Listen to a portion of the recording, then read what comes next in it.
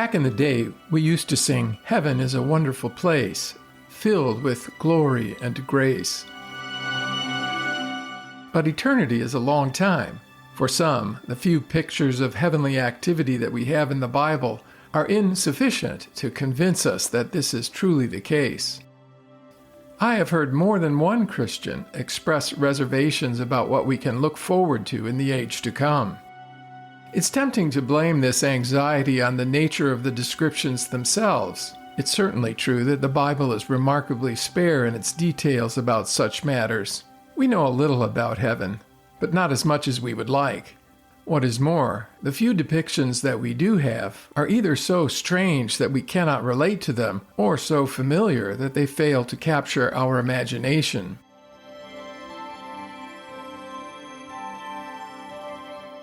The Bible's visions of crowns, thrones, and four-faced cherubim may be of some interest, yet for most people, this is not the kind of landscape that would inspire us to pack our bags and move. As a result, many believers are puzzled about what their heavenly experience will be like, and some are anxious. Theologian Joseph Pieper's observation about scriptural imagery offers a helpful starting point for considering such matters. Pieper warns that one must clearly distinguish the images that are meant to make the essence of the matter visible to the imagination from the essence of the matter itself. Pieper is actually talking about hell, but his point is equally applicable to heaven. We should not think so narrowly about the imagery that the Bible uses that we miss the essence of what it is intended to signify. There is more to heaven than white robes, fantastic creatures, and glass seas. The reality to which these signs point is more expansive than the pictures the Bible uses to convey it. The whole truth of what is coming to the believer cannot be contained in the images alone.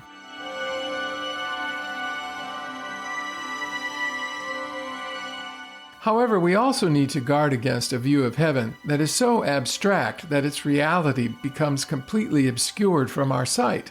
The symbols that Scripture uses to speak of heaven are concrete enough to suggest the old Sunday school song was right. Heaven is a wonderful place. It is more than a philosophy, moral rule, or spiritual principle. Heaven is a true location. Heaven is where Jesus came down from and was taken up into. Whatever is intended by this directional language, we can at least say that heaven must be a place that is substantial enough to receive the human body of the resurrected Christ. Furthermore, our heavenly experience is personal, conscious, and human. In the life to come, our humanity does not dissolve. We are not absorbed into the Godhead. We do not turn into ghosts or lose all memory of our earthly life. As the patriarch Job declared, after our skin has been destroyed, we will see our Redeemer with our own eyes. These earthly descriptions are signposts more than they are windows. They are intended to spark recognition and enable us to make correlations. They are not meant to show us the features of heaven in photographic detail. Nevertheless, it is a mistake to dismiss the literalistic language that the Bible employs to speak of heaven as a kind of baby talk that says less than the words themselves convey. These familiar images are used precisely because they imply more than the images themselves.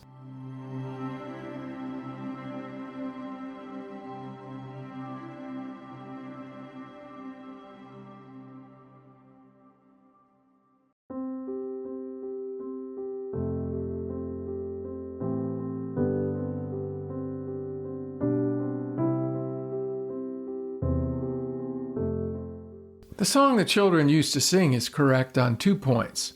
Heaven is indeed a place, and it is wonderful. Such an assertion begs an obvious question. Is there anything so wonderful that we can enjoy it for eternity? On the one hand, human beings possess a capacious desire that the earth does not seem to have the ability to satisfy. All things are full of weariness. A man cannot utter it. The eye is not satisfied with seeing, nor the ear filled with hearing, Solomon complains in Ecclesiastes 1:8.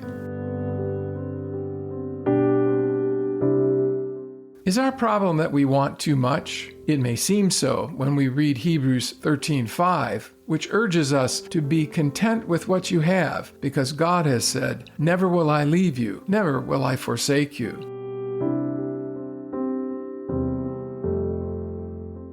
Yet the point of this verse is just the opposite. Our difficulty is that we want too little. As theologian Joseph Pieper observes, the real difficulty is that every fulfillment this side of heaven instantly reveals its inadequacy.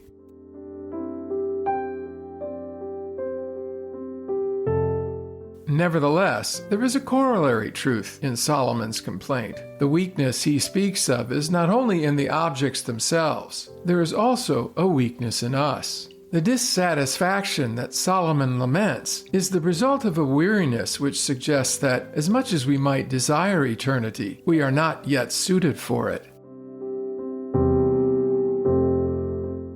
What has been will be again. What has been done will be done again. There is nothing new under the sun, Solomon complains in Ecclesiastes 1:9. Mark Twain seems to intuit this in one of his last tales when a fictional resident of heaven observes that eternal rest may sound comforting from the pulpit, but you try it once and see how heavy time will hang on your hands. Eternal existence, without a corresponding change in our nature, would not be a blessing, but an intolerable burden. This intuitive sense that no pleasure we now know would be expansive enough to occupy our attention for all eternity is a sign that we must be changed before we can enjoy heavenly experience. All Christian traditions acknowledge this, but focus primarily on the moral side of this dilemma. Without the perfection of holiness, no one will see the Lord. Hebrews 12:14. C.S. Lewis goes a step further by speculating that believers must also be strengthened before they can enjoy, and indeed even endure, the beauties and pleasures of the heavenly realm. Perfection and holiness is certainly part of this transformation, but there must also be a corresponding strengthening of our humanity as well. Lewis pictures heaven as a place that is so substantial we are mere ghosts by comparison. This is the solid country, a reality whose flowers are diamond hard, its grass rock solid, and the drops of rain that fall upon those petals as sharp as a bullet. He is not trying to be literal, but neither is he speaking allegorically. The world as we know it is not enough to make a heaven. No earthly pleasure can be sustained for an eternity. The distracted search for fulfillment that Solomon laments is a clue that we were designed for something more, something higher. Correspondingly, we are not yet substantial enough to endure the eternal joy that we crave. Just as the world must be remade before its pleasures can truly satisfy, so also must we. Scripture is deliberately ambiguous when it compares this life to that which is to come. This indefiniteness is born of infinite possibility. What no eye has seen, what no ear has heard, and what no human mind has conceived, the things God has prepared for those who love Him, these are the things God has revealed to us by His Spirit, the Apostle declares in 1 Corinthians 2:9 and 10. The things we look for in the world to come are both promised and beyond words. Heaven is real, not only because it is literal, but because the life it brings is even more substantial than the one we are living now. Like our spiritual forefather Abraham, we are looking forward to the city with foundations, whose architect and builder is God. Hebrews 11:10. The world to come is one with an entirely different kind of gravity than the world we now inhabit. Its name is glory. In the Greek text of 2 Corinthians 4:17, the apostle speaks of an eternal weight of glory. The word is missing from the NIV, possibly because translators considered it redundant. Its absence is unfortunate because it causes us to miss Paul's startling juxtaposition of light and weight. Lewis seems to have got it right after all, with the more substantial light, grass, and flowers of his heaven in the Great Divorce, as well as the solid people who inhabit it. This is the sacred reminder embedded not only in our delight, but also in our hunger and our disappointment. We were meant for more.